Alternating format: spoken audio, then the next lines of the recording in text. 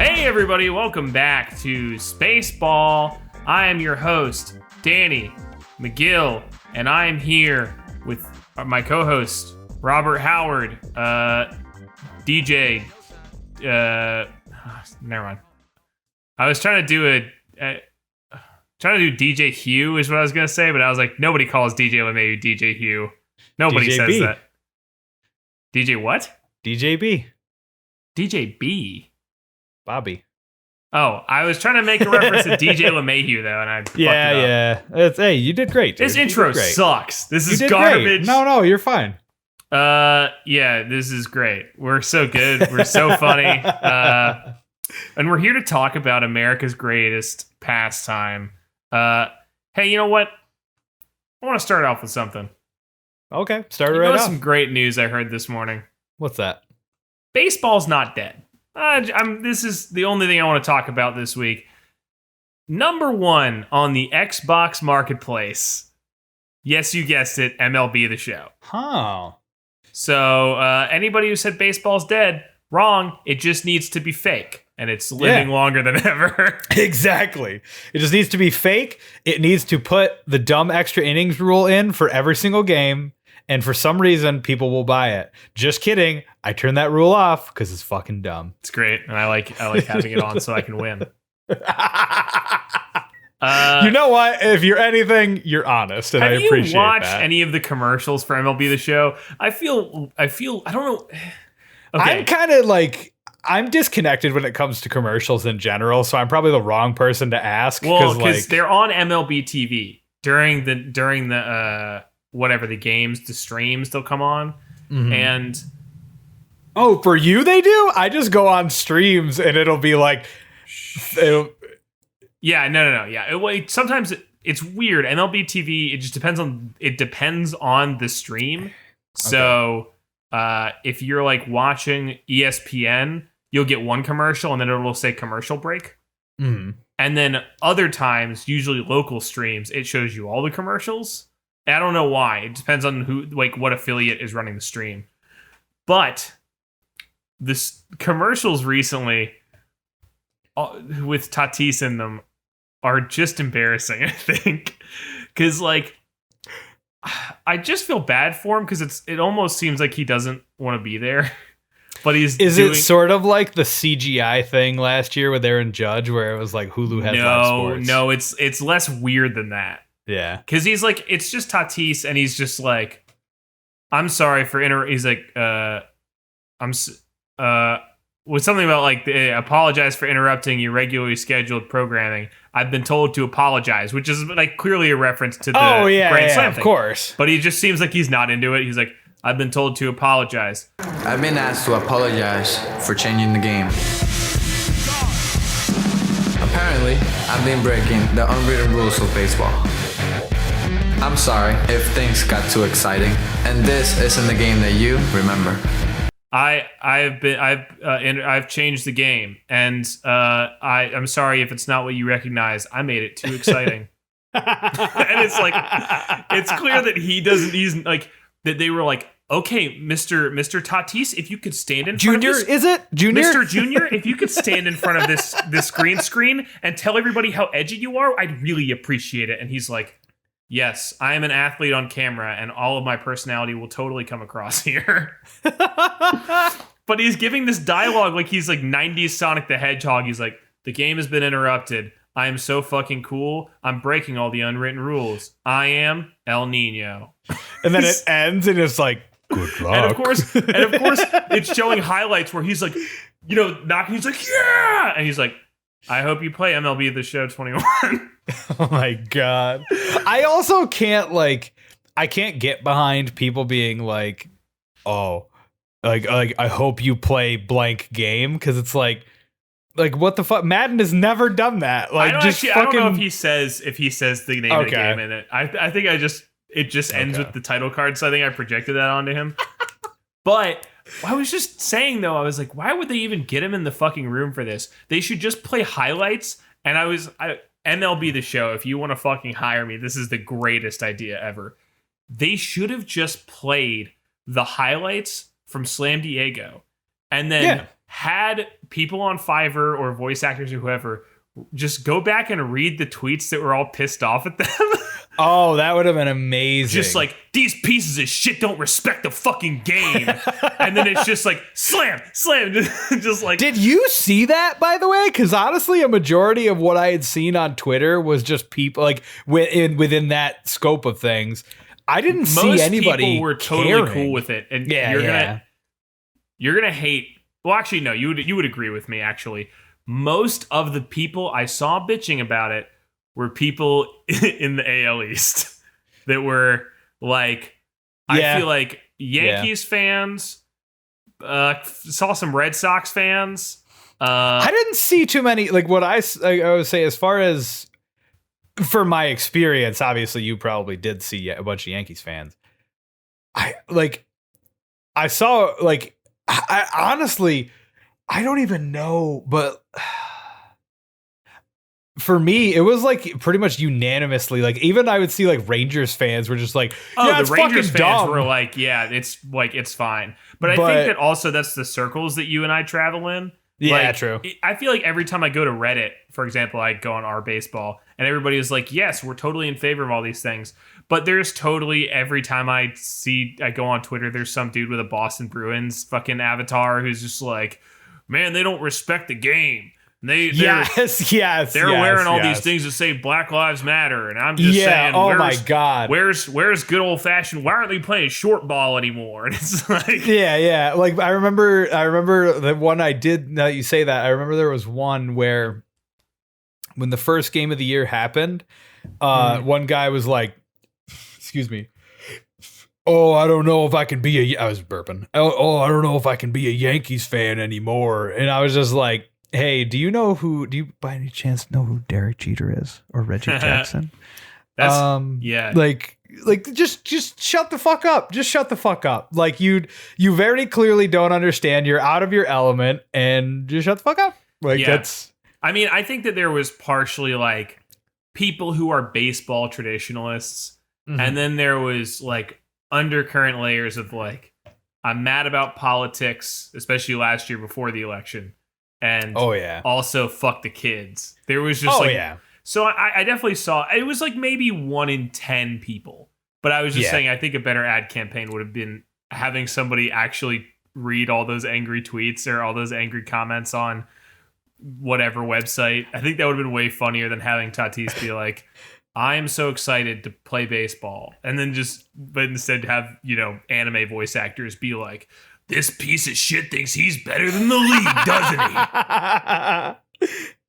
Have that fucking dude, what's that YouTube channel? Have that dude just come up and ProZD? No, well, the ProZD would be sick. ProZD would be good. No, I'm thinking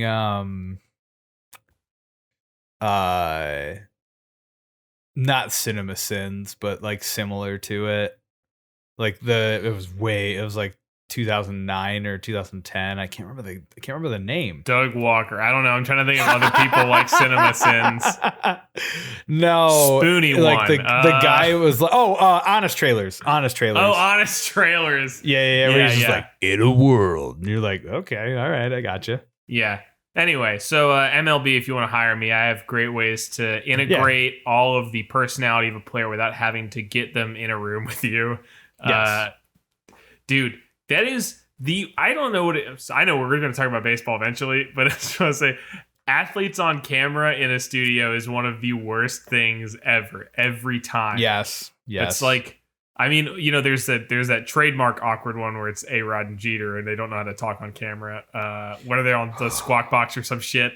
But dude, even there was one with JT where he's on MLB Network, when the MLB Network commercials are by far the worst ones, where they're always like, MLB Network, like everybody when it comes to baseball or the sports tries to be like ESPN's old funny commercials, and they just can't fucking do it.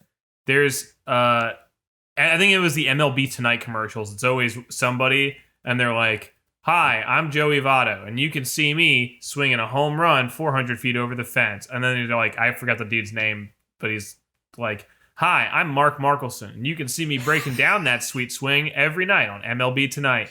And then There was one where JT just goes, "Hi, I'm JT Realmuto, and you can see me behind the plate for the Fightin' Phils." Mark Markle. He's got, that's like literally their Is it Mark names DeRosa? to me. No, Mark it's DeRosa? no, Okay. because the Mark DeRosa one drives me crazy. MLB Central is their show. Is him, Robert Flores, and then what's her name? I don't remember the other girl's name. But the only reason it's not sexist. The only reason I don't know her name is because she has a normal name.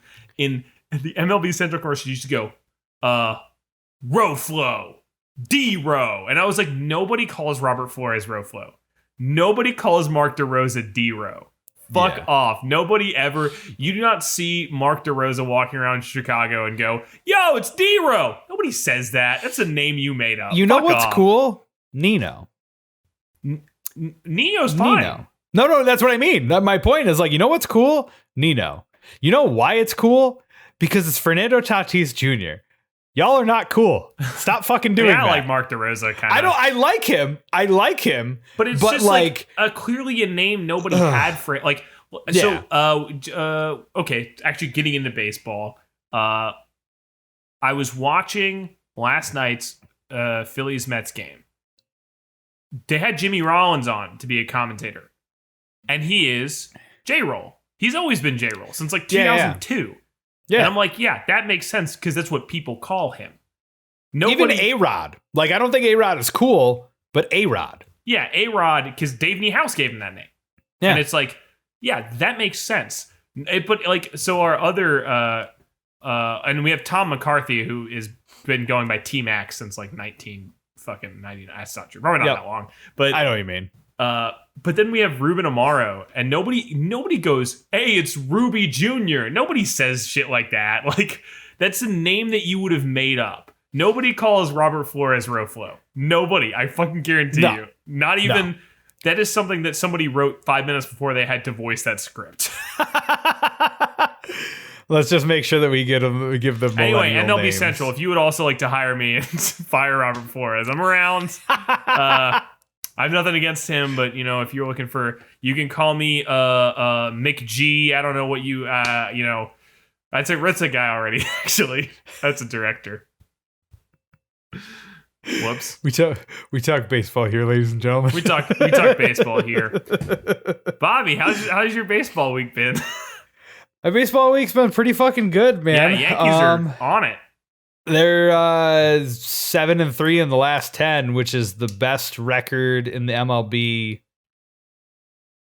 which the White Sox and the Astros also hold as well. Although I think the Astros won 3-1 today against the Rays. Mm-hmm. Feels good. Cool with that. Good. Yankees are not last. That's cool. Bats are coming alive, and yeah, I mean, it's fun. I've still been watching, like, I've kept up on Phillies Mets. I've kept up on Padres Giants right now. Mm-hmm. I was watching the Reds Cubs. Once again, another team, Reds, benches clearing, cool.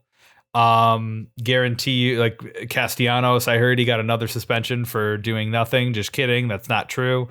But the benches did clear today. It looks like Javi and Amir Garrett got into it, which I like Amir Garrett. He plays with fire, so does Javi. So Javi I was saying, I always think that I'm saying it wrong, but it's Javi Baez, right? I think it's Javier Baez. Yeah. That's how I've always said it. And as we know, I'm a name expert, as I clearly displayed 5 seconds ago. Jason DeGrom. Yeah, I remember. I forgot I said that. That's like last year, during one podcast, I kept routinely referring to Stewie from Family Guy as Stevie. That's how you know that you it didn't get ingrained well enough. It's just like, no, fuck it. Jason DeGrom. I should make a character in MLB The Show named Jason DeGrom. Make him the worst pitcher in the world. Yeah, he's a double-A pitcher who never moves up. Oh yeah, but you know what? He's content with his life, and you're fine with it. Oh man, what was Jeremy Giambi? Yeah. Anyway, sorry, I didn't mean to cut you off about your. No, you're fine. You didn't cut me off at all. I was gonna say, when it comes to that, I got a couple gripes with umpires this week. Oh, who fucking doesn't?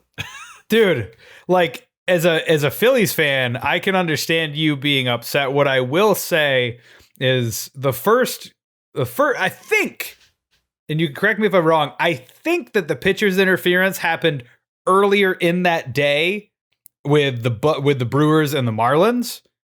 I think. And then later that night, that is when Genesis Cabrera. Yes. So even before that, I guess this would have actually been technically recording time at the end of last week, was the Jurickson Profar Dodgers catcher's interference game. Yeah. Was that? I thought that was their. I think you're right. I think that was the end of their, because that was Clayton. That was the bullshit game. Swing with Kershaw. Yep. And I think we touched briefly on that last podcast. Yeah, but I was just gonna say, I think that started the trend of, man, the umps have been like not just bad because umps are always bad, but have been making calls that are like weird.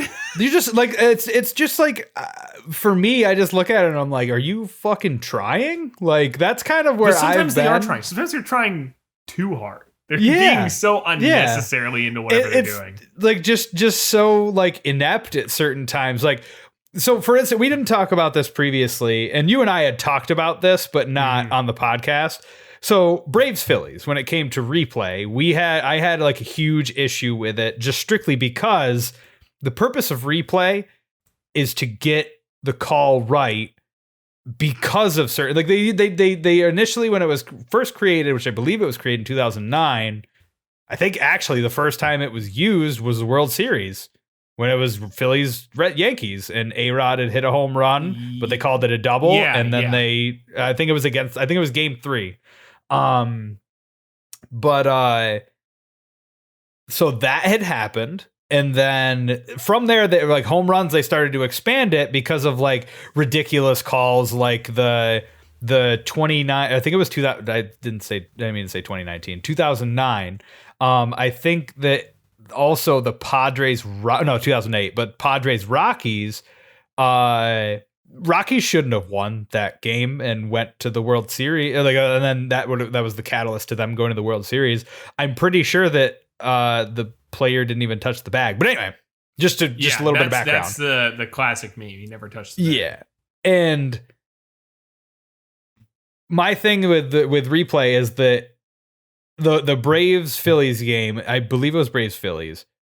My whole thing is just that like they easily have that, like they easily are able to just like check the replays, check all of the angles. In New York, where I feel like this would be a thing, to me, it seems kind of wild that like they wouldn't have like 6 monitors with like 6 different angles. Just because as a wrestling fan, I've seen like behind the scenes, and again, I feel would know more than I would as far as inside of some sort of like a studio or somebody developing when it comes to footage and stuff, but. I would assume that they would have like multiple different angles of that like on there that they would be able to just be like, all right, rewind this, et cetera, take a look. That's basically my issue with replay, is that they're always just like, it's always like, oh, well, it's New York who's doing this. And it completely takes it off of them. Well, I think what you said was that you are upset that they have to overturn a call on a field.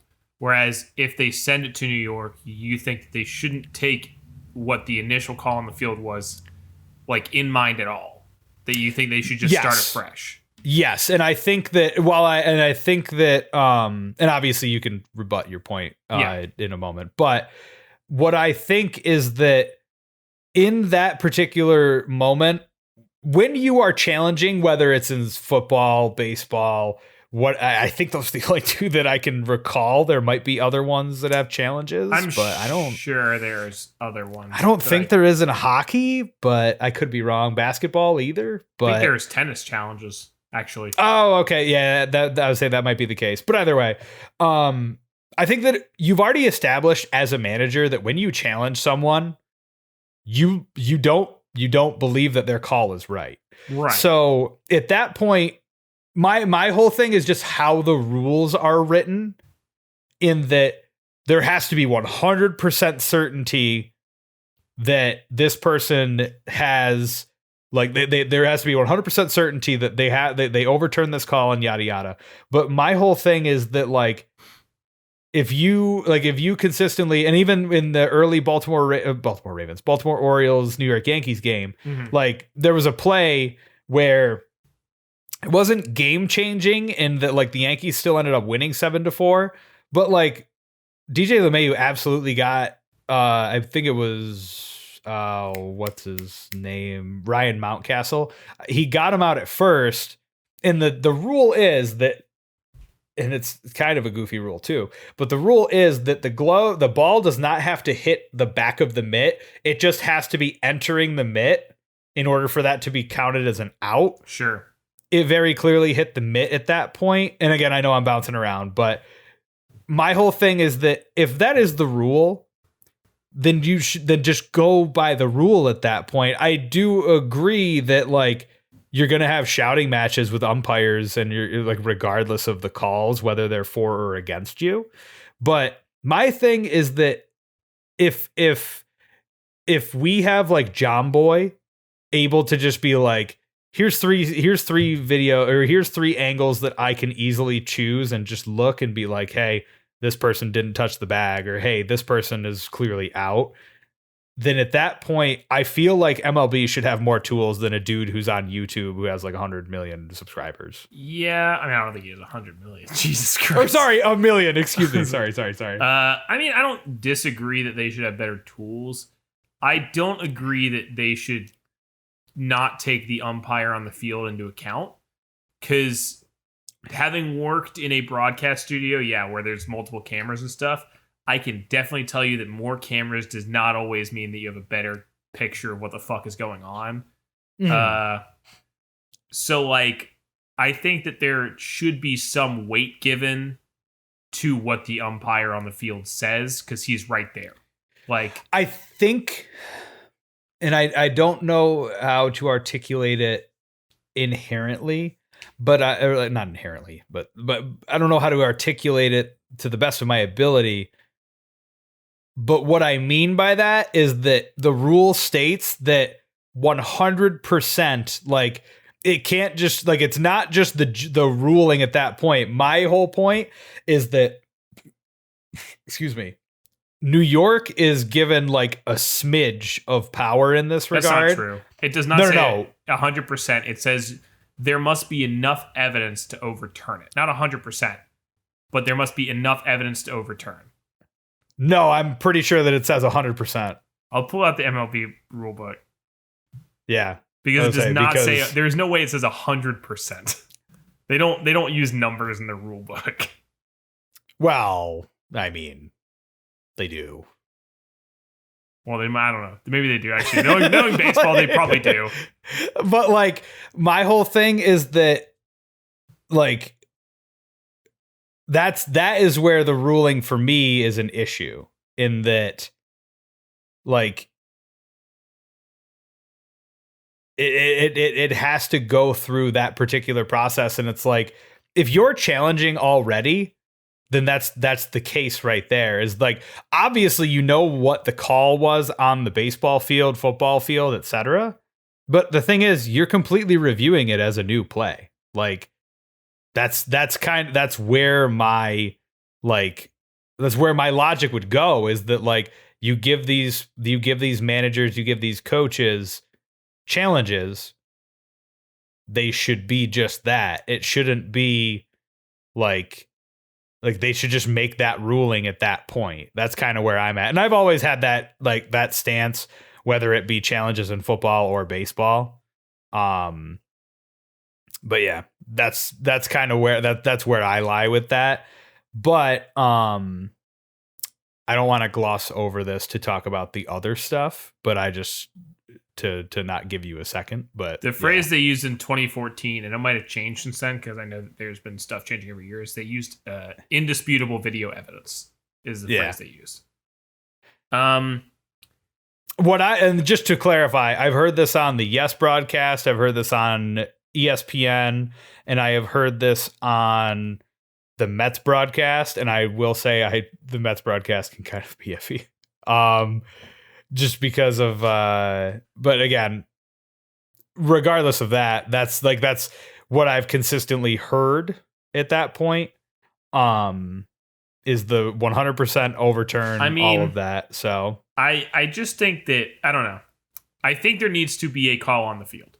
I think there needs to be, because otherwise everything gets sent to committee. They'll just review it every time.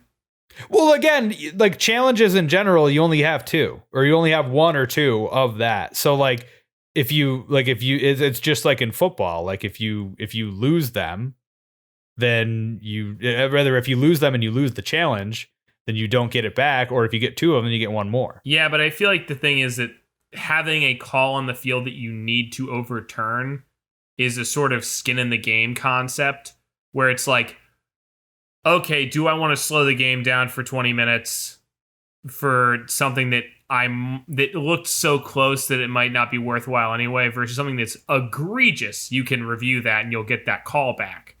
Whereas, like, yeah, am I really going to fight over the ball was halfway in his glove versus the ball had touched the back of his glove? Yes. And that's where, like, I think that, and I hate umpires. I'm not trying to defend umpires, but to say, like, I think that we shouldn't pay attention to what they say, we should just go to the cameras, is sort of like to obfuscate what they do, because, like, somebody who works in video, cameras lie way more than the average person. Like, yes. I know that umpires suck and it's a game of opinion, but, like, dude, cameras are way worse. Cameras are literally made to lie. Just to be clear, I'm not saying, like, again, this is my whole point of view, is that, again, these are limited things. These are not something that, like, Aaron Boone or Joe Girardi can't just be like, hey, I want to challenge that, like, after they've already done said thing. Yeah, but I'm saying that, like, I just feel like you can say, like, I want to challenge this, and to not take the viewpoint of people who were on the field, like. And this is the example I gave when we talked about this before. Is you're like, saying that you don't want to also undermine umpires in, like, their calls on the field. Just people who were there. Like, we had this conversation before, and I said it's come out before where somebody says this happened. All the camera angles that MLB has show this happen, and then a fan has something from, like, a camera phone in the stands that shows. Oh, actually, when you're sitting in right field and you're 5 feet away from the outfielder, you see that that's not what's happening at all. Even when you have all the MLB cameras, it's not always obvious. Yeah. So, like, that's the advantage of having an umpire on the field, or even other players or whatever, is that, like, they're a foot away from what's going on. Yes. And so I'm not saying that you shouldn't re-review it, but to say, like, well, we should not take it into account what they say when you send it to New York. It's like, well, then why the fuck are they even there? Because, like, that's their job, is to tell you what happened right in front of them. Yeah, but not to beat this point to death, but at the same time, the whole point for me is that it's not even necessarily like, and I mean, I feel like I'm beating a dead horse here, but my whole thing is that you already don't believe that umpire. You are, and that's the whole situation for me, is that I don't think that.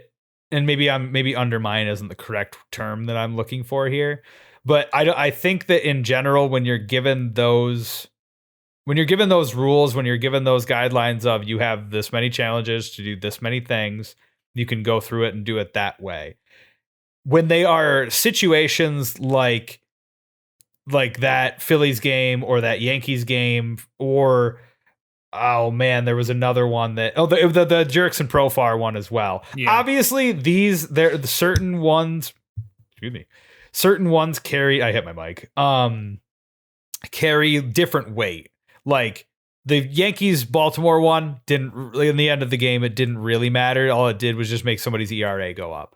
In the Phillies Braves game, that was a massive change. In the Dodgers Padres game, it was really inconsequential, but it just kept Clayton Kershaw out there for like 3 more pitches.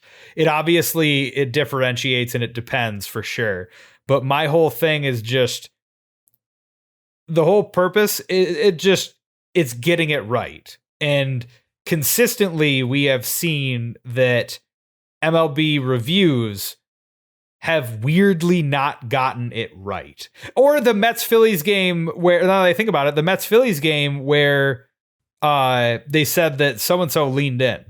Yeah. I mean, he did. But like that in particular too, it's weird to me that the rule book states like, that's where the umpires kind of get into a bit of a hodgepodge of just like, well, we can't do anything, but like, if you want me to see if it did hit him, then sure. Like, that's kind of where the rules are super iffy to me too. And it's not something that like I don't inherently have the answer for it as far as like how to go about it, aside from just fucking get the call right. But that's kind of like where I'm at when it comes to that, is just like, if you very blatantly see that somebody is leaning into a pitch, then I mean, I don't see why you can't just be like, that's out. The rule book literally clearly states that a player cannot lean into a pitch that is within a strike zone. It is considered a strike. Yeah. If you get hit and if you lean into it. But again, I would say, unless you wanted to talk more on that topic. No, I mean, look, I just disagree with you. Yeah. But that's fine. Yeah. That said, the issue, really, none of those have been the issue this week. Like, the issue has been entirely just umps calling stuff that is unnecessary, that even if you had review could never be fixed. Oh, like, yes, for sure. Just to give backgrounds on the umpire fiascos of 2021 so far. So it started with the jerks and Profar catcher's interference, and then we had I guess it was the Brewers Marlins. The Brewers Marlins. With the idea that the pitcher somehow had an interference by getting to the bag before the base runner, that he like invaded the base runner's personal space or something. And the thing is, when you're a base runner, you consistently dictate your base running path. It reminds me truthfully of 2019 World Series, Astros and Nationals, when that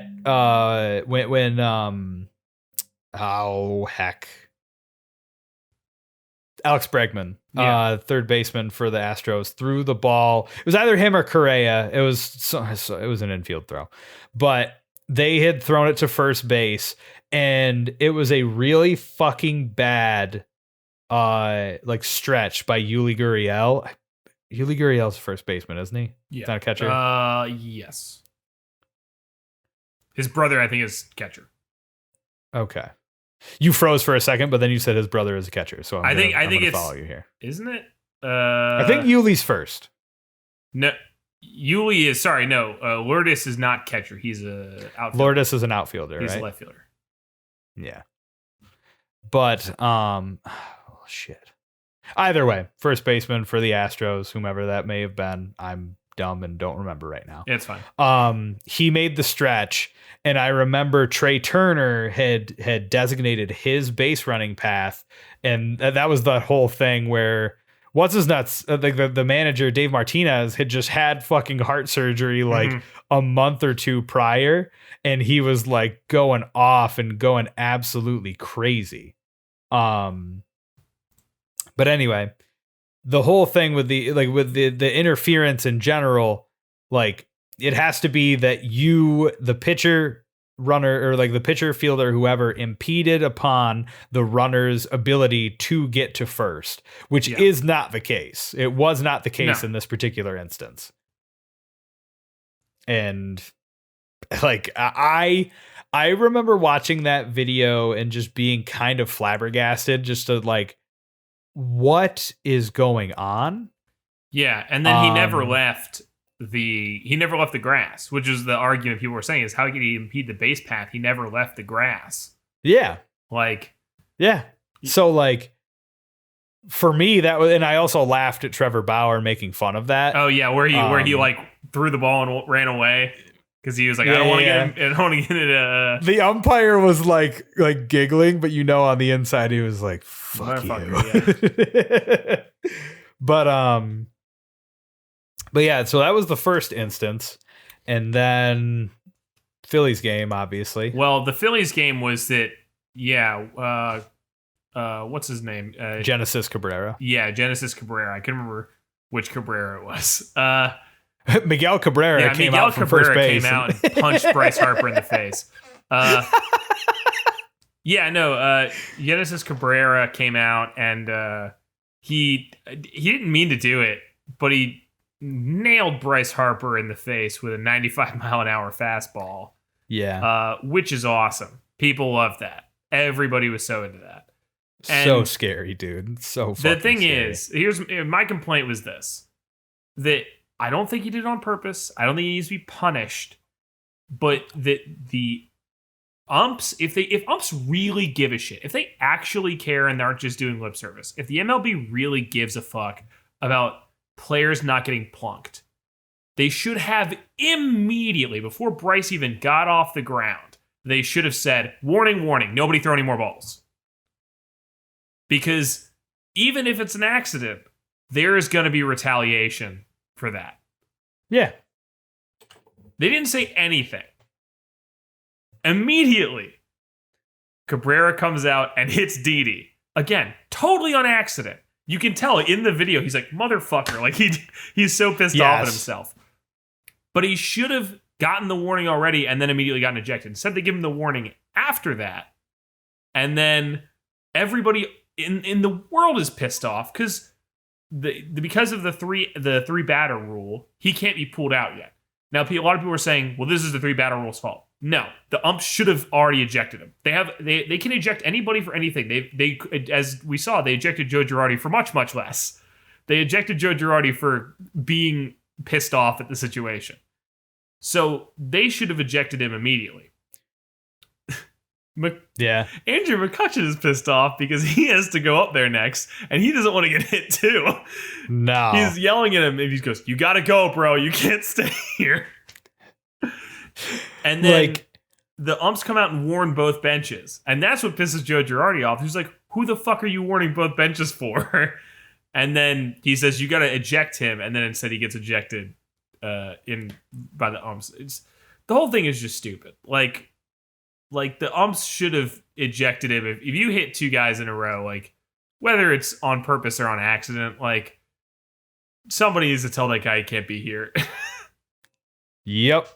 No, and I remember I think John Kruk was on the broadcast booth. And John Kruk was just like and just to be clear, how I believe it goes is that I know it sounds weird, but umpires, and I guess this is me defending umpires here. Umpires can't unceremoniously eject somebody because consistently you will see, and don't get me wrong, would it have been unceremonious had they done that after the second batter? I don't think so. But what I believe, that's why they had that little powwow, that little get together, just to be like, hey, fuck, we should have issued a warning or something like that beforehand. And that was where my issue with the three batter rule came into play, is that poor Mike Schilt, because now he has to sit there and be like, fuck, we can't pull him out, and we obviously want to, but we can't now because now we have two base runners on the fucking field now, and there's no outs, I believe. There is no outs. You're right. Yes. And so for me, man, I felt for him in that regard. The thing is, the umpires got together and they were like, well, fuck, I mean, there wasn't intent. That wasn't intent. So we can't sit here and just say hey, it was the first pitch of the at bat, and the pitcher clearly was upset about it. Also, shout out to Bryce Harper. That dude took a fucking 90-mile-an-hour pitch to the face, and then later on in the night was like, hey, what's going on? I'm good. Yeah. What's up, Instagram? What the fuck? Yeah. Anybody wants to play Fortnite tonight? Let me know. Yeah. But that was kind of where I saw them being in a pickle. And again, if it were me, I'd have been like, all right, warning, we're good. But unfortunately, that's not something that they can do, at least to my knowledge. I agree that Joe Girardi saying you should have fucking thrown him out and then he got pulled was dumb. Like, and that what really was affecting me as a not Phillies fan at all was that they ejected him, and then the other umpire tried to lead him out of the fucking. He tried to lead him out of the baseball field, and I was like, no, you don't get to do that. Yeah. Like, what are you doing? He's like, not a fucking child. He gets to bitch. Like, he gets to be pissed. I also laughed and also agreed with him when he said, throw the ball over the fucking plate. Cause like, and they zoomed in on that John Boy video. They zoomed in on the batting or the pitching coach. He goes, leave our pitchers alone, Joe. It was Schilt, dude. Oh, was it Schilt? Okay. Yeah. He was like, leave our fucking pitcher alone, Joe. But yeah, like, and I mean, it was an unfortunate incident, and like you said, I don't think that there was intent by any means. You can obviously tell. I don't think there was intent, but that said, my frustration is people saying, well, you can't unceremoniously eject people. Yeah, they can. They do it all the time. They do it all the time for way less. They ejected Ichiro Suzuki for saying, that was a ball, dude. They fucking ejected Ichiro, who has never gotten in an argument with an ump, for saying, hey, that was a ball, that shouldn't have been a strike. Very politely. It reminds me of DJ in 2019, the whole famous, like, our guys are savages in that fucking box. Yeah. That whole video. It reminds me of like John Boy's breakdown, and you like DJ is just like, who never talks. DJ LeMay, who never talks at all, doesn't argue with anybody, just looks at him and goes, whoa, Brendan, whoa, that was way outside. Yeah. Well, my argument is, hey, look, if an ump wanted to, nobody would question. I mean, they might question, and reasonably so. But nobody would be surprised if they had ejected Genesis Cabrera for going, like, yes. If something that's the thing. Called a ball and he thought it was a strike and they did that, they would have ejected him, no problem. But they don't care because it's not insulting them. Yeah, and I mean, when it comes, I mean, umpires have the thinnest skin. Yeah, but my whole thing is that, and at least I believe, is that the umpire, like you said, the umpire can see fit to eject whomever, but a majority of the time, you can't argue balls and strikes. You can't argue this, that, or the other thing. So, well, then nobody was arguing that he got hit. I think everybody was aware he got hit. If you want to call New York and have them check the cameras, they'll agree with you that he got hit. Nobody was arguing, and it shouldn't matter. I don't disagree. I'm completely on board with you at that point. Like, I don't have any, like, I'm not saying that that's incorrect. It's just that they didn't, and they fucking should have, like I said. But yeah, it was unfortunate for both, because again, Didi didn't get hit in the arm or the foot, hit in the ribs, right in the ribs, and like, that's 95 to the ribs, or 88, or however much the pitch was. Like, yeah, no, I can't even imagine. And then of course, the last one that had just happened was tonight. It took me a second. To remember what it was. But tonight, it was the McCutcheon base path one, and that, like, I saw that and I'm like, dude, are you guys even fucking trying? Yeah, McCutcheon. Like, so I'm sorry, bottom of the seventh. McCutcheon's running from first to second, and they're trying to set up a double play, and the second baseman reaches out, and McCutcheon kind of swerves to dodge it. But he never, like, runs into the grass or anything.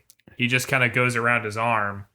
And then his feet don't move. As far as like they are still doing the same movement that they do, like that they did at the beginning of the running of the from first to second. And so and then the umpire is like, sorry, you're out. You ran outside the base path.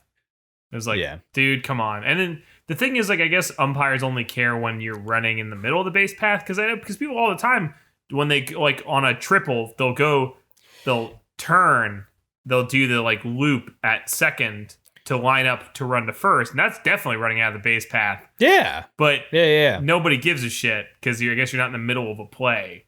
I mean, you are technically, but you're not worried of being tagged out. I don't know. I just thought it was stupid. I just thought it was like, umpires have consistently weird and difficult, like, things to follow at that point, because, like, Man, people complain about Angel Hernandez, and rightfully so. Like, you have consistent When he murdered issues someone. with. Did I name the wrong umpire? That's a different Angel or Aaron. Okay, I'm sorry, you said Aaron You said Angel. Hernandez. In my head, I heard Aaron Hernandez. I was like. That said, Wait. Angel Hernandez might have killed somebody too. I don't know. I mean, he killed plenty of people's baseball dreams, but oh man. But yeah, no, that was our ump talk, and just bottom line, just fucking get it right. Yeah. All of us backseat umpires know exactly what's going on at any given time, and we're all very good. Yep. And again, Yep. MLB Central, if you're looking to hire somebody who can talk so intelligently about baseball, you can talk to me. I'm right here. He was talking. And anyway, any other cool shit happened this week? I feel like baseball this week was good, but I feel like I don't remember it. Like I've been watching way more baseball this week than I have last week, but I just don't remember anything except for the things that pissed me off. Well, I mean, honestly, the most notable things that did happen were that Joey Votto hit his 300th home run last night, which was tight. Joey Bats, hell yeah.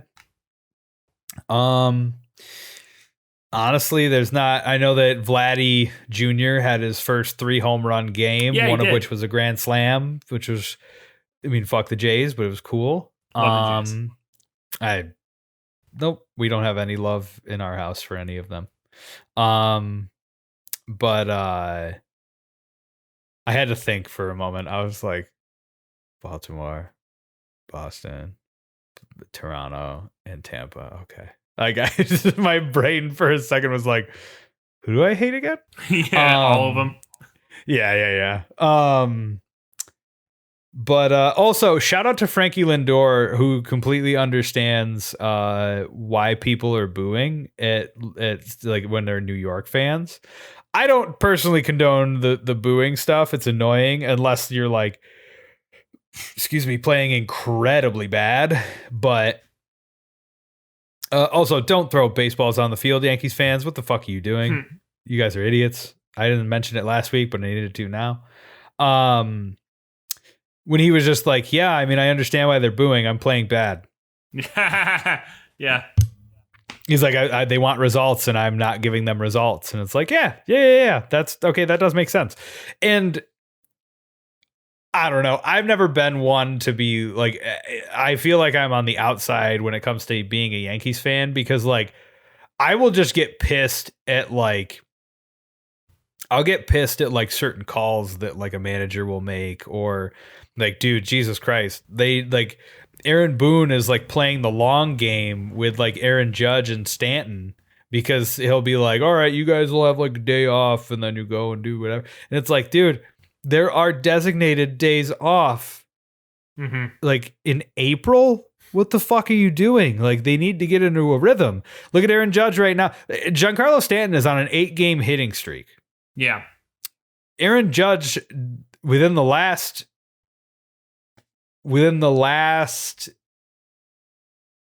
24 hours has had I think 10 RBIs. Like so is it 10 home run, grand slam, and then 2, so like 8 or 9. But either way, that's a fuck ton, especially considering how like the Yankees hadn't been scoring very well, like when it came to in April. But dude, just understanding why people are booing is like something that like some athletes just like don't get. Yeah. And you know what's been actually pretty interesting, I think, in this I mean, I'm sure other players did it in the past, I know, but is to just see them respond to hecklers kind of with like like that's why I thought that one of Mike Trout that was so funny, that they were asking him about Call of Duty. I actually want to talk to you a little bit about standings. I guess we're at the very end of April, very beginning of May. We're recording this on May 1st. Oh, standings. Okay. Because you're talking about people and sort of how the Yankees have been doing. I want to go through, because I was reading the standings before we started recording, And some of them make, Actually, really quickly, I did actually want to bring this up, so go ahead. some of them make no goddamn sense to me. So, first up, who is first place in the AL East? Oh, it's the Red Sox. How? What the fuck did they do? Last year we were clowning on them because they were fucking bankrupt. What did they do that I don't understand? I know they got Kike Hernandez, and I think they picked up 2 pitchers, but like I don't know. I mean, they got Adam Ottavino from the Yankees. Yeah. But like nobody really is like super of note. They got Alex Cora back, and he is a good manager. Like the thing is, in 2019, the Red Sox, like the main thing is that Mookie Betts is gone. Yes, I agree 100%. They still have Xander Bogaerts. They still have Devers. They still have JD Martinez. They still have Alex Verdugo. Mhm. Like they have all these players. They have a good offense. I can't remember their catcher, but he's good too. Yeah, I remember last year at one point he was like number 1 catcher for a time. But yeah, man, like I don't think, like, here's the thing. As a Yankees fan, do I think that they are for real? No, I don't. As a baseball fan. As a Yankees fan, fuck them. But like as a baseball fan, I don't think that, like, they got swept by the Orioles first series of the year, and then I believe they swept the Rays, who are now in the bottom Christian of AL Vasquez East. is their catcher. Christian Vasquez, thank you. I was gonna say Santana, or I was gonna say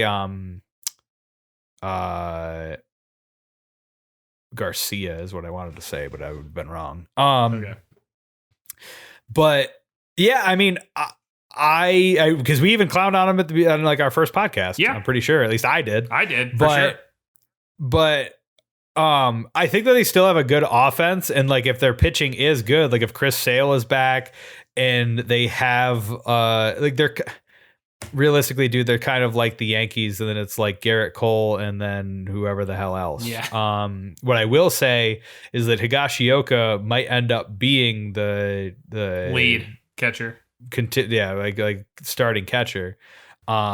Which fuck it. I said that last year. I thought. I mean, not. It's just age. I think it's just age. We're getting there. You mean in maturity? No, I mean, just to be clear, Higashioka is 30 and Gary Sanchez is 27. Higashioka's 30? Oh, never mind. He just looks young. Yeah, I thought that. I thought don't he get me was wrong. I will absolutely say I thought he was 25. younger. Oh, yeah, shit. I thought he was younger. Well, then never mind. I'm an idiot. Okay. You're not an idiot. You wouldn't have known that because I didn't fucking know that. Well, they literally were like, "Oh, he turned 30 this week," and I was like, "No, I literally saw a picture of him last week, and I was like, oh, he looks pretty young. Maybe that's why."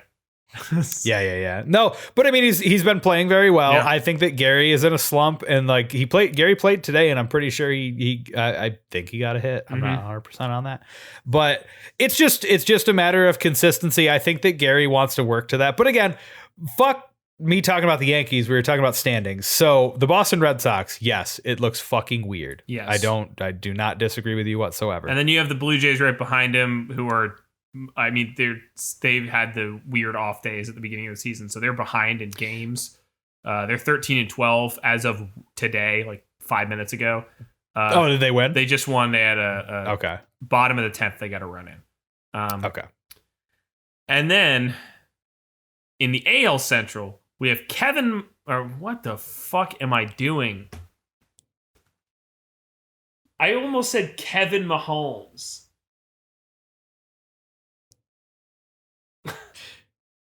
Kansas City Royals. The Kansas City Royals, owned by one Patrick Mahomes. Why the fuck? Yeah. Who is Kevin Mahomes? I mean, maybe you were thinking like I was gonna give you the benefit of the doubt, but Kevin Kiermaier plays for the Rays. No, it's not. It's not Kevin Kiermaier. I don't know where that came from.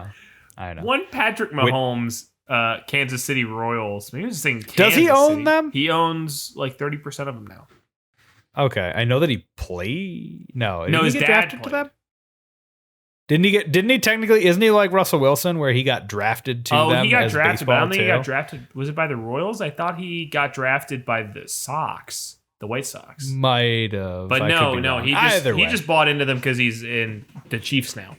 Yeah, of course. But he owns some percentage of the team. They're 16-9. Yeah, man. Whit Merrimer is very good. I think that, I mean, obviously it's not just him, but yeah, I mean, like, the thing is, we were kind of spoiled last year in that, like, for some weird reason, everything shook out last year the way that it absolutely should have, in that, like, there was no surprise team, that made the postseason. You know what I mean when I say that? Like the White Sox wasn't a surprise when you looked at it on paper when it comes to Jose Abreu. I think Astros was a surprise, not for the reasons it should have been. I think that was sentiment, that a lot of people thought that they would totally bomb because they were losing a couple pieces and because of the post-cheating thing. But yes. On paper, I thought they were still a good team, but that clearly they turned out to be a lot better than we even expected without the cheating. So it was like, realistically, if it was a regular season, they wouldn't have even made it. Neither would the Yankees. Probably not. No, I don't think the Yankees would have. You're saying. Yeah. Oh, no. I think the Yankees would have. I think they were above. Oh, no. Never mind. I'm dumb. Anyway. Never mind. Yeah. Yeah, I don't know. Royals are... we will see. That's my whole thing with people complaining about their teams and, like, doing good or bad or what have you. It's like, people don't understand. Like, last year, yes, it was 60-game sprint. Yeah, everybody's worried. This is a marathon, buddy. It's 150 to 62 games. White Sox also doing pretty well, 15-11. Not shocked by that. Look, all I know about the White Sox is I like Tim Anderson.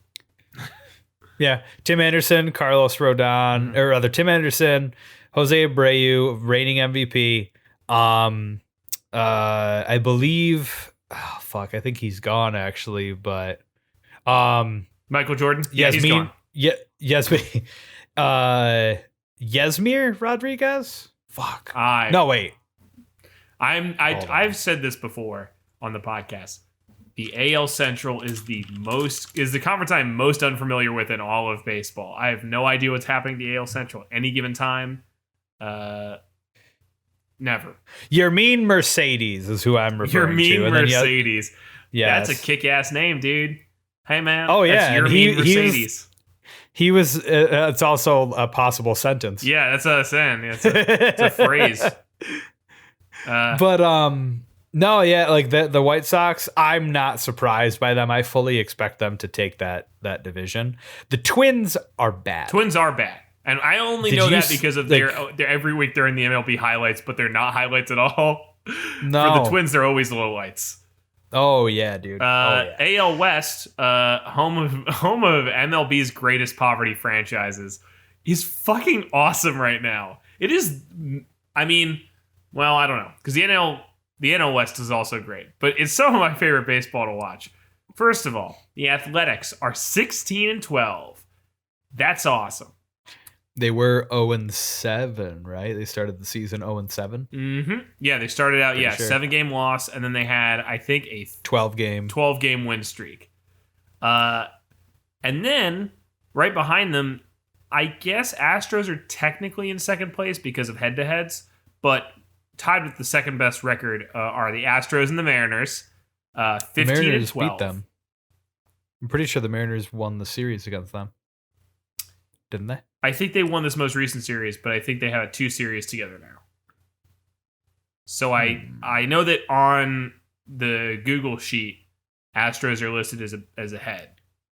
But okay. No, I think their Astros are technically 1 game ahead on head-to-head games. And then, like I said, dude, once May hits, I apologize really quickly. Go ahead. Once May hits, Seattle is like, oh, we aren't a good team anymore. I know that they're going to be like that, but I'm fucking holding that hope. I hope they aren't. Honestly, I prefer to watch when Seattle's good. I would love Seattle to win the World Series. I said that before. Say it again. They would be. I would take a Seattle ring over a Philly ring. No, you're being kind of crazy. Nah, Griffey, but- I mean, Junior isn't on the Yeah, fucking but team. it's just so cool to me. Yeah. Angels are a perfect 500 right now. They've got amazing players. Yeah. Two of the best players in baseball. Yep. 3, honestly. Yeah, I guess 3 now. Albert Pujols is there. That's not who I was referring to at all. I know. Who was I referring to? His name slips my mind. I don't know why Juan Soto went to my head, but he's on the Nationals. Yes. The person I'm referring to was previously. I on know. the I Nationals. can't remember his fucking name. Anthony Rendon. Rendon. Thank you. Yep.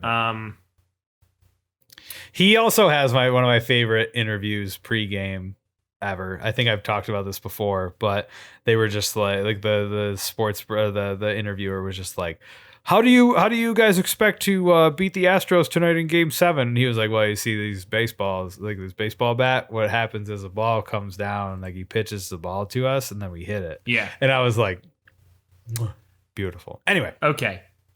Switching to the National League. I'm asking you, don't look at the standings yet. I was looking at the capture. You're good. Who is in the lead in the NL West? San Francisco Giants. Yes. Fucking what? Yep. It's the Gabe Talkman effect, Kapler, my guy. you son of a bitch. Yeah. Dude, Kapler, in my opinion, was always a West coach. He is a West Coast manager. I agree. Yeah. Yeah. Yeah, dude. That's an awesome conference to watch. Literally everybody but the Rockies is good. Giants are 16-10, Dodgers are 16-11, Padres are 15-12, Diamondbacks are 14-12. It is kind of insane that I have literally been harping on how the Padres are like the best team in baseball, and I stand by that. And they are the 3rd best in this division. That's how fucking good this division is. You got to keep in mind 3rd best in record only, because the thing is there's injuries that both the Dodgers and the Padres are currently dealing with. Cody Bellinger wasn't even available for the Padres game, and I would say the Padres also had some pitchers that were injured as well. So like there's not while these series have been fun and chaotic and fun as hell, I think I said fun twice, but regardless, they also aren't fully They're not prepared. representative of everything, but if you said like they're interesting. Let's just say if you said to me like, "Hey, Danny, who is the best team in baseball?" On paper, I would say probably the Padres or the Dodgers. And those people aren't even in first place in their own conference, or I mean, they're in division, I guess. But it's just crazy. It's crazy to me. It's so funny. And then in the NL Central, we have the Brewers, the Cardinals are both winning seasons. Brewers first place 16-10, Cardinals 15-12. And then we have Pirates, Reds, and Cubs.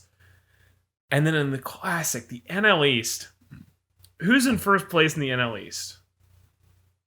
I don't know the song, but it's the Mets. Wrong. It's the Philadelphia Phillies. Oh, really? I thought that the Mets were okay. No. They won tonight, didn't they? They did win tonight. But because of wonderful numbers magic, they're technically still in 3rd place because they are behind on games. So their win-loss is 10 and 11. And our win-loss is 13 and 14. Oh my gosh. So that's hilarious. Because they missed those I games was thinking that they were positive. That was what I was thinking. Nobody is positive. We are first place in the fucking division and we're still negative. NL Beast, baby. NL Beast. You know what's so funny is my dad showed up to the condo yesterday. We were working on stuff, as you can see behind me on the video version. There's a shop vac behind me and a chop saw and stuff. Actually, chop saw's gone. But beautiful. My dad came over and I turned the game on. He just goes, "Man, Phillies are fucking up, aren't they?" And it's like, and you looked at him and you were like, "Dad, they're in first." Yes. Well, Dad, you would think that. Because it said that on the broadcast, they're like, the Phillies are, this is a couple days ago, it's like, the Phillies are 12 and 13. And Dad's like, "Man, that sucks." And I'm like, "Yeah, no, we're in first." And I was like, I know we won that game. And I said, we are now in first place in the entire division with a perfect 500. And he was like, that's so stupid. That's so Phillies is what he should have fucking said. No, because Phillies would be if we were in first place. Phillies would be if we were in first place with a 481, 13-14, and then we were in last place with a winning record. That would be Phillies. Yeah. Yes, that's fair. That is very fair. Dude, what the fuck? The NL East, I've said this last week, but the NL East is the dumbest fucking conference known to man. I fucking hate it. I don't even like being a part of it anymore. This is stupid. Even when it benefits me, this sucks. You know what? Now that I'm back into baseball, I don't give a shit about the NL East. Yeah, I've decided I'm a Reds fan now. Fuck this. That is some torturous shit that you're putting yourself through. You just went from one Pete Rose team to the other. He's not around. Pete Rose can't hurt you anymore. He's gone now. Pete Rose is like, I won't hurt you. You're not 17. Did you ever hear about that? No. Oh man, that was classic. I heard about the booby lady. Classic Pete Rose. What's her name? He, you know what? I want to pull up the details before I misquote Pete Rose on how awful he fucking is. But anyway, so I know about the woman of baseball who was like a. There's like a whole thing about it. I can send it to you. Okay. It's from Baseball Doesn't Exist. No, I have no idea about that. But no, I don't know. Pete Rose is an idiot. He wrote a book where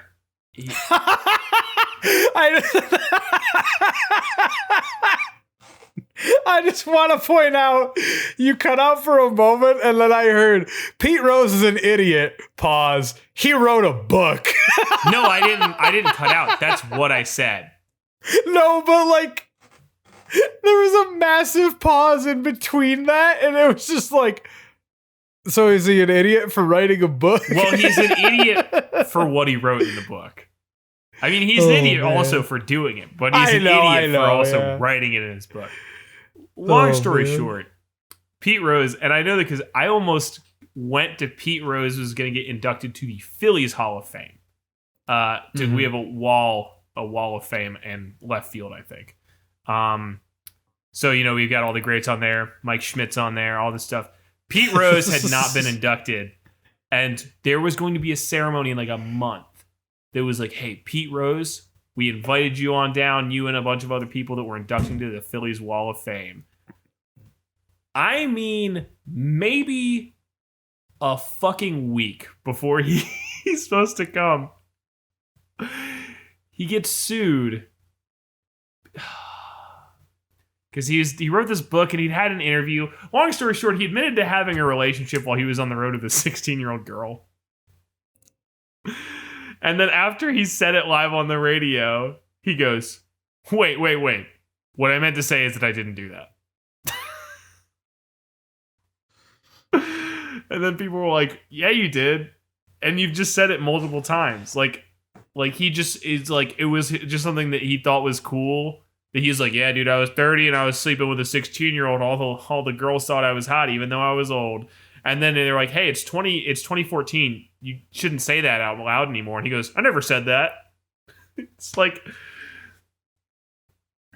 oh my God. Anyway, yeah, the Phillies canceled his Wall of Fame ceremony like a couple weeks. Yeah. Because they were like, it was such a fucking, and it was, again, such a Phillies move to be like, you know what? We don't give a fuck about the gambling. Pete Rose is the hit king, and we're glad to have him on the Wall of Fame. So what, he made some personal mistakes. So what, he's a giant asshole. You know what? This is Philadelphia. We love mistakes and we love giant assholes. We're going to have Pete Rose down here. We're going to put his name on the fucking wall.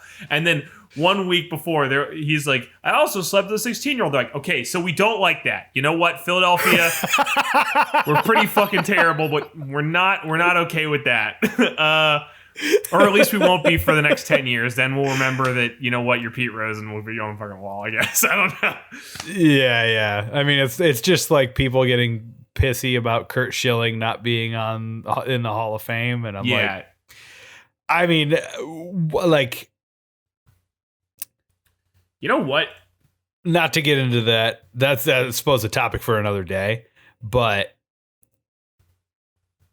if Hall of Fame is strictly about accolades and what have you, yeah, put them on there. But if you have the Hall of Fame and you have these writers who feel that there needs to be a certain gravity to how you earn it, maybe a certain responsibility that you have within yourself to carry yourself as, better than just I'm a baseball player, then that's on them. Yeah. I saw Dallas Braden complaining about how Curt Schilling wasn't being put in the Hall of Fame because of his actions and him having to do with the Capitol riots and all of that stuff. The insurrection. But Curt Schilling, didn't he also admit to using steroids? No, he was actually incredibly. Or no, vehement. I don't know. I'm thinking the other guy, Roger Clemens. Yeah, Roger Clemens. Roger Clemens also didn't admit to doing that. He was on a report, and then he ended up winning the case because of false testimony or something like that. But I know Andy Pettit testified against him, and he was pissed. And Andy was like, "I don't give a fuck. I only took HGH because I was told that it would help me recover." I also wasn't told that or something along those lines. Not defending Andy Pettit, by the way. I don't know. I'm just literally repeating what he. Yeah. Well, not literally, but I'm paraphrasing. But yeah, no, Curt Schilling, everybody had issues with. He had the bloody socks, so a lot of Yankees fans were putting on their tinfoil hats and being like, "See, steroids," and I was like, "That's not where you put that." Yeah. What the fuck? All I'm gonna say here is that Curt Schilling is on our Wall of Fame, which I think is equally as horrendous. Now, admittedly, he got inducted in 20. Oh, he's on the Phillies one. I was like, I thought you were talking about the SpaceBall Hall of Fame. Oh, no. He's not on mine. He's on the Phillies Wall of Fame. He got inducted in 2013, admittedly, so before he came out as a total nutcase. Yes. However, we shouldn't have him on there because he had already expressed some really controversial views, such as he played EverQuest, I think, which is, by the way, the scummiest thing you can do. And then he made a video game, and then I guess this was after that came out too. This is after Kingdoms of Amalur. Fuck yeah, we shouldn't let that guy in at all. I remember I purchased the remake, and I was like, I asked somebody does Curt Schilling get money out of this? And they said no, and I was like, all right, I'll buy it. No, and then I bought it, and I was like, this game took all the rights from him. And I was like, this game sucks, and really? I like that game. I couldn't. I bet it was great. I haven't played it in a long time. I played it within the last year, and I immediately refunded it. And I was like, I would also like to say 2017 was the year that we decided not to induct Pete Rose. And they chose to not induct anybody. Fuck off. Yeah, that was this year too. No. I'm sorry. I mean the Phillies. Oh, gotcha. They were just says no inductees, and then it says notes, see Pete Rose. Oh my god. So anyway, that's awesome. Pete Rose sucks, and I'm not gonna become a Reds fan, not because of Pete Rose, but you know what? But yeah, bottom line, ladies and gentlemen, standings are fucking weird. Crazy, and Pete Rose sucks. Curt Schilling also sucks. Pete Rose, Curt Schilling sucks. Roger Clemens sucks. Andy Pettit, he's fine. He's fine. I'm fine with Andy Pettit. And you're fine with Andy Pettit now because of that thing I sent you. If you haven't listened to the Malcolm Gladwell thing on Andy Pettit, check it out. No. I never had an issue with Andy Pettit. Roger Clemens was the one I didn't fucking like. Andy Pettit, I was just like, oh, I mean, he did steroids. Yeah. And then it was that whole situation. Dan, you know what? For you, yes, you had a hand in this. Thank you. No problem. But no, I never found Andy Pettit to be a god among men. No. And a lot of Yankees fans are just like, oh boy, I mean, 5 rings, right? And I was like, yeah, he wasn't even I don't think he was ever the ace for that. David Cohn was the ace, and then Mike Mussina was the ace. Andy Pettit played, and he played decent to okay. Mm-hmm. He has 5 rings, so he's doing better than me. But I'm not like, you know what I mean? Like that's always like an argument that I find so fascinating, whether it's video games, movies, sports, what have you, where like somebody doesn't have, that means that I win the argument when they're just like, well, what are you doing? What are you doing? And I'm like, talking about how Andy Pettit is in a very good, I'm in my he's unfinished a super great condo. As you can see, I'm doing really well. Speaking of people who are gods among men, it's time we do our new monthly segment, which is Baseball Mount Rushmore, where once a month we're going to pick a category of people to build a new Mount Rushmore to. So I don't remember what this is Bobby's idea. This Bobby's a segment producer here. What did you want the first one to be? I was just saying current players. Let's say Mount Rushmore of the 2010s. Of the 2010s. Just happened. Okay. Just happened, you know. I figure why not. We just ended the 2010s. Great decade, by the way. Good stuff. So the greatest players of the 2010s. And is it like Mount Rushmore where we're limited to 4? I think so, okay. Yeah. I think that seems okay. All right, okay. Greatest players of the 2010s. All right. And what I would say is my criteria for this is most impact, most consistent. Like when it came to baseball, I was going to use the same word again, but when it came to baseball, you couldn't not hear about these people or these players. Are we talking about, this is my question, are we talking about people whose biggest impact was in the 2010s, or could they have finished their career in the 2010s, but their impact been earlier? I, in my mind, imagine like Albert Pujols. Were you thinking Ichiro? I was thinking Ichiro actually also in there, but like Pujols is another one. I think in 2010s in general, like I figure the best players of the 2010s, not like I wouldn't, for me at least, I wouldn't count Pujols or okay. This is obviously you have yours, I have mine, obviously. Unless we're combining, I think this is the SpaceBall. I think we each have, there's two mountains here. Yeah, Twin Peaks. Right. We got 2 mountains. Yeah, of course. Yes. So I got what you're saying. But I'm gonna watch that now. I was referring to the restaurant. Yeah, I figured, but like now you Twin think I'm Peaks a film major, which head. means I watch good TV? No, today I watched Naruto and ate baked beans while thinking about restaurants.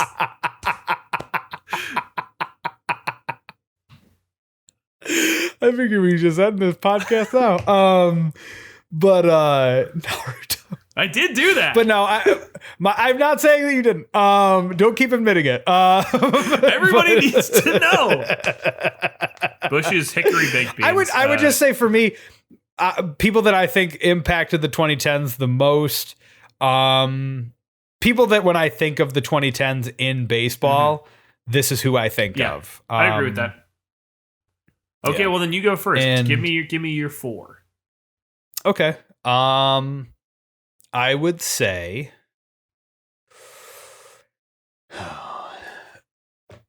Mike Trout. Mm-hmm. I don't really need to explain. Yeah. Madison Bumgarner.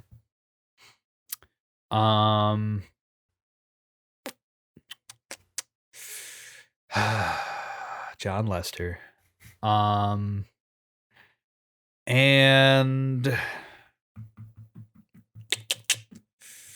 nobody from the Yankees. Well, no, I can't. I would say Jeter, but I can't. Yeah, barely the 2010s. He also like wasn't 2014, but like he also didn't have like the greatest. That's what I'm saying. Yeah. A-Rod. No, I'm kidding. I mean, he defined them kind of in a certain way. Poorly, very poorly, but he did. You could theoretically say he defined the 2010s because even after he left the Yankees, he won't shut the fuck up on TV. Dude. And your guy, Bryce Harper. Okay. You know what? I was going to start off. I'll agree with you on Mike Trout and Bryce Harper. And although I wouldn't say my guy, I really think that his stint with the Nationals was kind of I used to disagree with you when you said that, and I think I do still disagree with you now. But when you said that Bryce Harper was the most famous baseball player, I think 20 15, you'd be right. He was unavoidable back then. And it was when you're the most popular, you're also like a consistent, the most hated, like more or less most hated aside from your own fan base. And even then, when you don't produce, you get everybody ravenous. Yeah. Go ahead. And I was just gonna say, I wasn't even really into baseball again until about 2017, 2018. And even I could not hear about Bryce Harper. I remember hearing my roommate like telling me when we got like the Phillies signed him and the contract was insane. But I think Bryce Harper, I think Mike Trout, obviously, only got to hit Bryce Harper's contract. Jesus Christ. And I would say Albert Pujols, actually. The more I think about it, because look, his production hasn't been great clearly since like 2016. He won a ring, but you know what? He is still Albert Pujols. Like, even though his span of greatness was really more like mid to late 2000s to like 2011, like that was when he was on fire. Yes. But he's still producing. Like, fuck. Yes. And I think if nothing else, his impact on the game is he lasted through the 2010s. His longevity is nuts. Yes. And I don't want to just do offensive plays. I guess I should do a pitcher. I would say Zach Greinke. I think Zach Greinke really impacted the game in a weird way. He's a fucking interesting dude. I think that he is like, because I think that you could say a pitcher that's more obvious. Like, I think the more obvious choice would be Jacob DeGrom. I actually put two. Jake DeGrom is definitely a good one for that. You could also Justin Verlander is somebody that you could have brought up, or even Clayton Kershaw. I feel like Clayton Kershaw, Kersh is definitely up there. I just want to point out the reason why I picked John Lester and Madison Bumgarner. I totally agree with Madison Bumgarner, actually. Madison Bumgarner having 3 rings, John Lester having 2, and also being a part of teams. Well, Lester was a part of the 2013 Red Sox that won, and then 2016 Cubs that broke the Cubs. Like, for me, 2010s are defined by, like, this is kind of how I see it in when the Cubs curse ended and then before. Right. That's kind of how I see 2010s. And you know what? Even in that sense, I could see an argument for even like Jake Arrieta. Yeah. And like the thing for me is that like John Lester kind of carries, like, he was around obviously when the Red Sox finally got their swag and they were able to win 2007, 2013, and then obviously he's got 3 rings.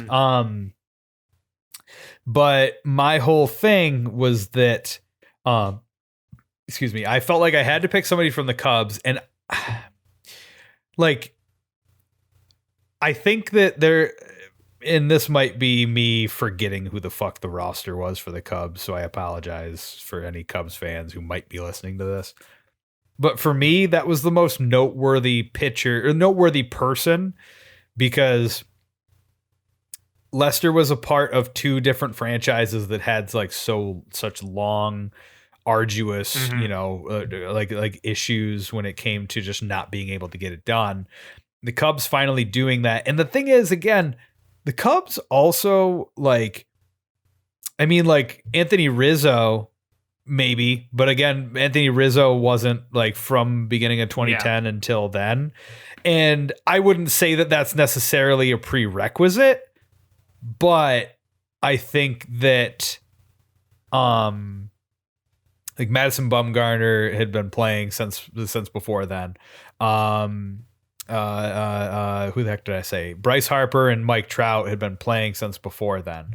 So like these guys all kind of encompass to me like discussing 2010s. It was selfishly and also for me, justifiably, I thought about maybe Jose Altuve or Justin Verlander, but I was like, no, because Justin Verlander is a bit more of something that you could argue for. I think actually, in a weird way, I'm going to stick with Zach Greinke for a moment. I'll tell you in a second. But I think, honestly, it feels weird not putting one of the 2017 Astros on there, because that has kind of weirdly defined the last 4 years of the 2010s. Is like, yeah, we just won't shut the fuck up about the Astros. Like, even if you don't like them, it's because you hate them. It's like, it's like a, but just to be like, what do I want to say? Just to be clear, when I think Mount Rushmore, I'm also thinking like positive, if that makes sense. I mean, I still understand where like you're saying like the Mount Rushmore should be positive. In my eyes, I guess I'm also seeing it as like people who defined an era, because like you can make a lot of arguments for like Thomas Jefferson not being positive. Like, fair. That's fair. So I think that like it's a new take on Mount Rushmore, man. Goddamn. Yeah, well, yeah, it's totally new, totally original. Nobody's ever complained about Mount Rushmore before. But like, I think there's a lot of people who say like, hey, actually, if you think about Teddy Roosevelt, there's the good and the bad. That absolutely should be there because he defined an entire era of United States foreign policy. But there's actually your opinions on that can. Oh, wait. Yeah. No. I wasn't going to make an opinion on that. I was literally just going to say there's one of the episodes from this season of Invincible. It's Doc Seismic, and there's Mount Rushmore behind him, and he's just like, all of these people are slave traders and racists and blah blah blah blah blah, and somebody interstitched the line that's like a meme from Falcon and Winter Soldier, where he's just like, he's out of line, but he's right. Yeah. And I'm like, yeah, I mean, that's kind of, pretty much. Yeah, so that's in that sense, I could see somebody actually adding an Altuve or even a Correa or a Verlander to that list because of the fact that they are kind of villainous, but also made, shaped baseball in their image in a weird way. Yeah. The reason I could deal with that. The reason I was going to say Greinke, though, is I think that Greinke is maybe the beginning of the, like, there's like stars, like there's Bryce Harper, Mike Trout stars, and then there is like characters, and I think Zach Greinke really changed how people think of like both pitching as like a sport and also like baseball personalities. First of all, he inspired every pitcher who's come after him. Like, I don't care if people say like, no, he didn't. Like, dude, you look at Marcus Stroman and he's clearly doing things that Zach Greinke was doing in like 2008. Like, yeah. There's this Baseball Doesn't Exist. I actually did a great video about this where he lined up pictures of Marcus Stroman's pitches with Zach Greinke's pitches from high school, and it was kind of crazy. Yeah, but I also think that his personality just has become like just to not be a baseball guy. Like when people interview him and they're like, what are you excited for the game? And that fucking one that blew me away was him going, yeah, I don't really think about baseball much. I'm playing a lot of World of Warcraft, and like that's now the default. Like I was making fun of Bryce Harper earlier for being like the guy who plays Fortnite all the time, or like making like Mike Trout being the I play Call of Duty Warzone guy. That like the only time you cared about somebody outside of their sport, it used to be because of their politics or because of some terrible controversy they did. Like nope, or Mickey Mantle just getting dome like in the back of Yankee Stadium. Fucking cool as shit. Mickey Mantle's the coolest, but like at the same time, he was probably racist. So I'm like, I mean, yeah, but everybody in the 50s. Anyway, but yeah, I mean, that's the thing is like people only cared if you were like, if you were voting for somebody they didn't like, and even then it was only sort of, or if like you were involved in some controversy. I think Zach Greinke was the first dude to be like just so authentically weird, and people just be like, "Oh, that's okay. You guys still like him? That's cool. Oh, well then I can just do that." Like, I don't think we would have like. He's just awkward and has anxiety. Like that's literally all it is. But see, I think that it's more than that. No. I don't mean to undercut. I'm just saying like he's been documented that like he has anxiety, but I think that the thing is like even again, baseball doesn't exist is a great video. Once you take the anxiety away, it might be the most normal thing about him. He's an obscenely weird dude, but the thing is that how weird he is cool as fuck. Dude, like that, and that's honestly like, yeah. I mean, I completely agree with that. That's, and I can completely get behind. So I that think because, that like players like showing how weird they are, or like the other interests they're into, like Joey Votto showing up wearing the Mountie uniform and like all this stuff. I don't think that would be as accepted if it wasn't for guys like Zach Greinke who would just kind of were like, yeah, all right, like, they all think I'm weird and you all kind of think I'm an asshole anyway, so I'm just going to do it. And then people being like, actually, the fact that you play World of Warcraft, Zach, is really cool. Yeah. Also, by the way, I remember, wasn't he on a commercial for that? I don't remember if he ever had a commercial. Also, by the I feel way, like he did, because I remember, go ahead. Batted .380 with the Dodgers. What the fuck? Well, you know that he was focusing on, I think it was the same video, but he was focusing on, he wanted to hit. Yeah. He didn't want to play, he didn't want to pitch anymore. That was the fucking craziest thing I've ever read or listened to. In that, like, Zach Greinke was so good that he was bored. So he wanted to hit. He's like an anime villain. He's like, ugh, these battles don't even interest me. He's like, I've become bored with you. Like, no, yeah, he was saying, it was prior to the Dodgers, but it was when he was on the Royals that he asked to be sent back down to Double-A so he could be a shortstop again.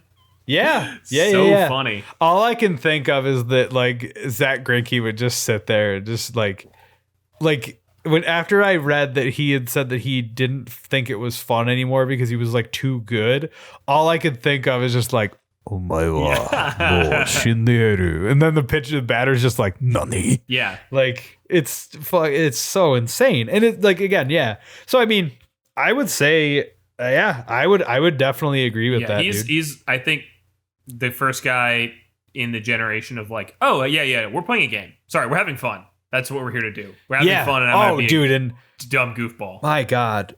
The amount of times that I've heard people just like, they're getting paid blah, blah, blah amount of money to play a game. They need to act professional. And I'm like, it's a game. Yeah, no, they're getting paid to play a game. They should have fun. What the fuck are you talking about? They're getting paid to hit a ball or throw a ball. Like, again, I think that like, oh god, I was about to get into like society and blah, blah, blah. Yeah, we live in a society. And yeah, Zach Greinke's actually the Joker. Yep. That's true. He just rubs all the paint on his face in the midst. He's like, I'm gonna kill somebody because you didn't let me play shortstop. Yeah, Jesus Christ. I'm sorry. You think plunking players is funny? Yes, and I'm tired of pretending it's not. Yeah. Oh my god, I still haven't seen that movie. Nah, me neither. I've just heard all the memes. Yeah. But yeah, so what were, just to make sure to Trout, reiterate, Pujols, what were yours? Harper and Greinke. Or I think my 20 Trout. No, that's what I say. That's my 2010s Mount Rushmore.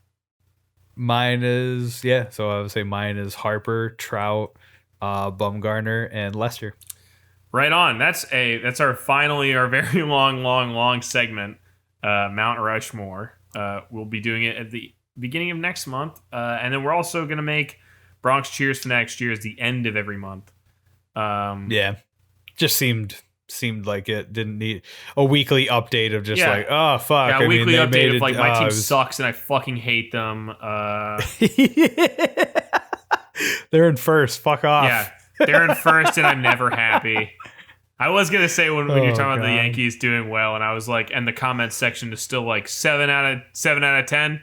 Should have been 10 out of 10. You fucking idiots. Oh, That's Yankees culture, bottom line, dude. I laughed because John Boy had like not called out CC Sabathia, but like CC's podcast, he was like, I had to unfollow a bunch of people because like John Boy and them were just wilding. They were just going crazy. Like, it's fucking April. And then John Boy is just like, hey, CC, we love you. But like he said it on his podcast. He's like, we love you. And like, the thing is, as a player, you had skin in the game, but like, as a fan, it's much different. Like, and you know that. He goes, yeah, CC, like about a Raiders game. Like, he's going to be like, oh, okay, I see what you mean now. Like, that's how it is. Like, you have skin in the game as far as being an executive and a player. It's completely different and like on like our minds. And I kind of agree with that. Some of that stuff is just New York Yankees, like sensationalism of just people just being so fucking ridiculous about it. And for me, I'm just like, guys, I understand that the Yankees have won 27 World Series. And I understand that that's like the benchmark is like success. Like, if there isn't a ring at the end of the season for a Yankees fan, it's considered a failure. And I appreciate that as far as like success is concerned. But like, also, unless you have an insane team like the 90s, like late 90s Yankees, or even like early 2010s Giants. Like, I mean, I love Yankees from afar because I like that they are like Schrodinger's baseball team, where it's like they are simultaneously the greatest team at any given time. If you ask their fans, nobody's better than the Yankees, but also they're never good enough, and they really should be doing better. Yeah, oh yeah, dude. It's just a consistent. Yeah, we're 8 out of 10, but we should be 10 out of 10. But we are the best team in the league. There's no doubt. I think that in general, when people are just like, they should be 10 out of 10. It's like, well, yeah. The purpose. Do you think they go to the game and they're just like, fuck, like, we got to take one? Yeah. We're doing too good. Like, actually, that's a Zach Greinke one. You know what? I'm doing too good. Let's make things interesting by just letting 2 runs go. The Yankees are the Zach Greinke of baseball. That'd be giving the Yankees too much credit. Well, I mean, they already the Zach Greinke won't go to the Yankees, so that's fair. All right, I guess time for Piss Missiles of the Week. Coming up on an hour and 40 minutes into this podcast. Rapid fire. For me, AL is Aaron Judge's grand slam on Friday night. Shout out to fucking right field. It was a banger. It was tight. Yankees were up 5-0, ended up winning 10-0. My AL is George Springer tonight. Had 2 home runs today in the 3rd and the 7th. That was Braves versus Blue Jays. And you know what? I'm just happy somebody else is there to keep the Braves down. You know what? If it can't be us, somebody's got to keep all of us NL Easters in a losing schedule. You know what? So if it can be George Springer, it can be George Springer. All right. And NL, for me, Kyle Schwarber, he had a walk-off home run against the Marlins. I believe it was last night. They were down 0-1. It was bottom of the 9th. And he just I love watching Carl Schwarber hit home runs because I swear to God, he puts the fear of baseball into those fucking balls when he hits them, dude. Just destroys them. Big fan. I know. Go. What name is this? April 24th. Phillies and Rockies. Rhys Hoskins had a 2 home run game. And the reason I'm picking this, not even because I give a shit about this 2 home run game. I do. I love you, Rhys. But is just the call from, who was calling that? Was it T-Mac or was it John Crook was on that night? And they just goes, literally 2 seconds before he hits the baseball. Rhys is back up. Nothing wrong with having 2 home runs in one game, right? You know, we can wish. Slam. Oh, okay. Well, 2 home runs in one game. I guess we can.